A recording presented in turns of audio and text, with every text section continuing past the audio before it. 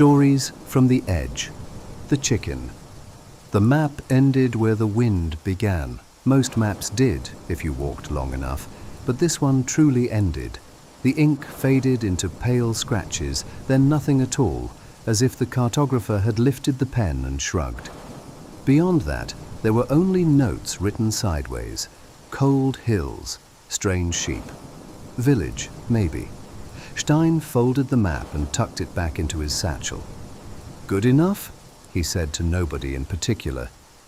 His armor was not shiny. It had been shiny once, probably, but years of rain, dust, and leaning against rocks had softened it into something quieter. Stein preferred it that way. Shiny armor invited conversations he did not want. The road, if it still deserved the word, curved along low cliffs that overlooked a pale ocean. The water looked tired, like it had traveled very far to be here. A few crooked houses appeared ahead, clinging to the slope, as if they were thinking about leaving. A wooden sign leaned sideways. Endridge. Population depends. Stein liked the place immediately. The first person he met was arguing with a chicken. "No, you cannot go in there again," the woman said, blocking a doorway with one foot. The chicken stared at her with deep moral disappointment. Stein stopped nearby, not wanting to interrupt what felt like an ongoing philosophical debate. The woman noticed him anyway. "You're a knight," she said. "I am," Stein replied. "Good. Something is biting the barrels again." Stein nodded once, the way knights do when this sentence makes sense. "I'm Mara," she said. "Welcome to Endridge. You look like you're not staying." "I rarely am." "Perfect," she said. "Temporary people solve problems faster." The chicken slipped past her and entered the house. Mara sighed, but did not follow. The problem, it turned out, was small. Not metaphorically small, physically small. Something had been chewing holes in storage barrels, grain, dried fish, anything wooden, at night mostly. No one had seen it clearly. There were scratching sounds, quick movement, and occasionally a faint growl that sounded far too serious for something that left such tiny teeth marks. Stein crouched near a damaged barrel behind the tavern. Clean edges, fast bites, persistent. "Rat?" Mara asked. "Too neat," Stein said. "Worse than a rat. Possibly more organized." Mara did not like that answer. A man leaned out a window above them. "If it's organized, we're doomed," he announced. "That's Leo," Mara said. "He predicts doom recreationally." "I am usually correct," Leo said proudly. Stein stood. "I'll look tonight." Mara nodded, relieved in a way she tried not to show. "Dinner first," she said. "We're not monsters." Endridge had the comfortable feeling of a place that had accepted its own weirdness. Dinner involved too many chairs, not enough matching plates, and a long discussion about whether the wind had changed personality in recent years. Stein listened more than he spoke. People filled the silence easily. There was Leo, the doom enthusiast. Mara, who fixed everything except her own door hinge. A fisherman named Tor, who laughed like he had just remembered a joke nobody else heard. And a quiet boy called Pell, who watched Stein's sword with intense academic interest. "You fight monsters?" Pell asked. "Sometimes," Stein said. "What's the biggest one?" Stein thought. "Loneliness," he said. Pell frowned, deeply unsatisfied. Tor leaned over. "He means a whale with legs. Knights always talk like that." Pell nodded. That made more sense. Night arrived slowly, like it wasn't in a hurry either. Stein sat near the storage sheds with a piece of dried fish and patience, two tools he trusted equally. The village quieted. The wind moved through gaps in wood, humming in low tones. Somewhere, something metallic tapped rhythmically. Then scratching, fast, curious, multiple directions. Stein did not move. A small shape darted from shadow to shadow, not a rat, rounder, longer limbs, too deliberate. Another appeared, then a third. They were armored, very small creatures, the size of cats, with natural plates along their backs like mismatched shields. Their noses twitched with professional focus. Stein blinked. "Well," he whispered, "that's new." One climbed a barrel and began chewing with determined craftsmanship. Stein stood slowly. The creature froze. The others froze. There was a long moment of mutual evaluation. Then one hissed, not aggressively, more like a warning memo. 3 of them rushed Stein. The fight was short and slightly ridiculous. They were fast, but not brave. Stein used his scabbard instead of his blade, gently redirecting them when they lunged. One bounced off his boot and looked offended by physics. Another attempted to climb his leg with impressive commitment. "Easy," Stein said. "We're all professionals here." One snapped at his glove. Sharp teeth, real bite. Stein adjusted his stance. A quick movement, a careful grip behind the shoulders. He lifted the creature. It wriggled, furious, determined, small. Up close, Stein noticed something else. They were hungry, very hungry.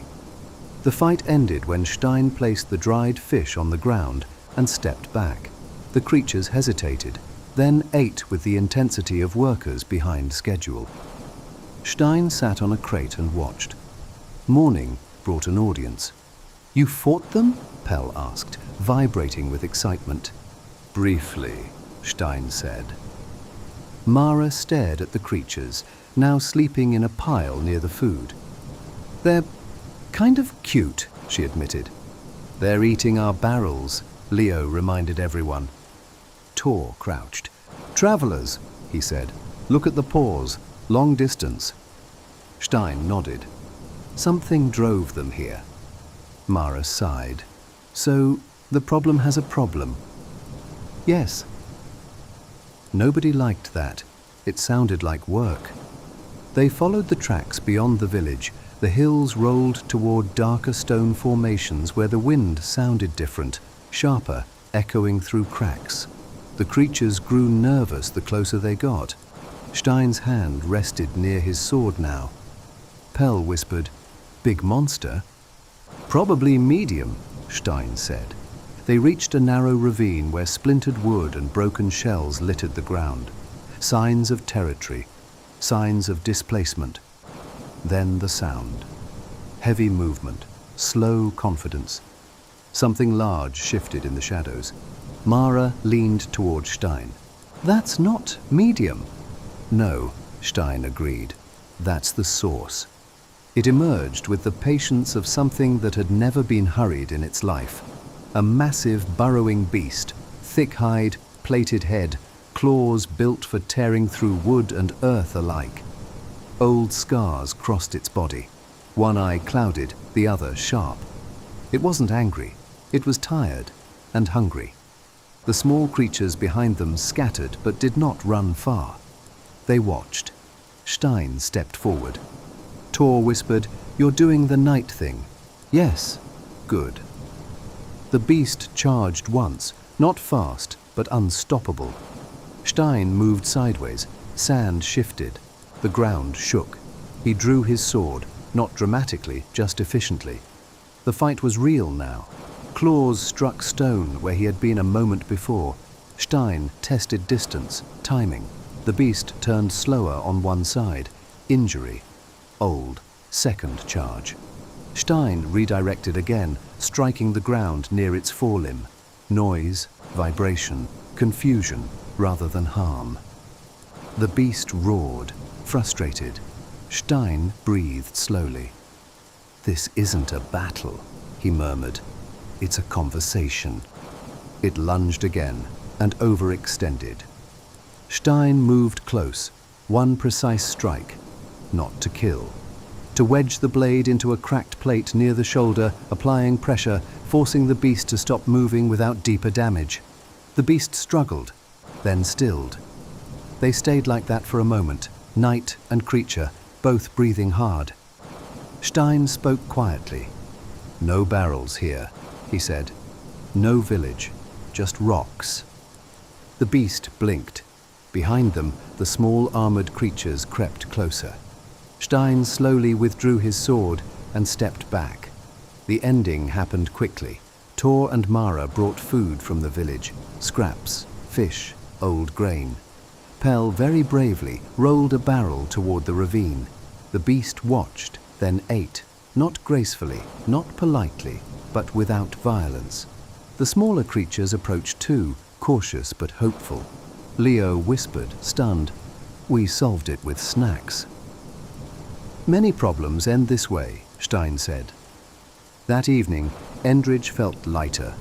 Repairs began immediately. Fewer barrels lost, fewer worried glances at night. Someone painted the sign straighter. Mara fixed the hinge she had ignored for months. Pell walked beside Stein constantly. "That was a real battle," Pell said. "It was short. The best battles are short, the best ones end." Pell considered this like a future professional. At dawn, Stein packed. He always left early. Villages felt different when departures stretched too long. Mara handed him a wrapped bundle. "Food," she said. "For you. Not for solving wildlife diplomacy elsewhere." Tor shook his hand with unnecessary force. Leo predicted several optimistic disasters for Stein's future. Pell tried to look like someone who understood journeys. The small armored creatures watched from the edge of the village. One tilted its head. Stein nodded to it. Professional courtesy. The road continued past the last houses, back toward the part of the world where maps hesitated. The wind followed him for a while. Stein walked without urgency, armor quiet, steps steady. Another small problem solved. Another place that would continue without him. He liked that part. At the crest of the hill, he looked back once. Endridge looked smaller already. Smoke rising, people moving. Ordinary life, the most successful ending a knight could leave behind. Stein adjusted his satchel. Somewhere ahead, another note on another unfinished map waited. Something strange here. Village, maybe. Depends. He smiled slightly and kept walking toward the edges of the world.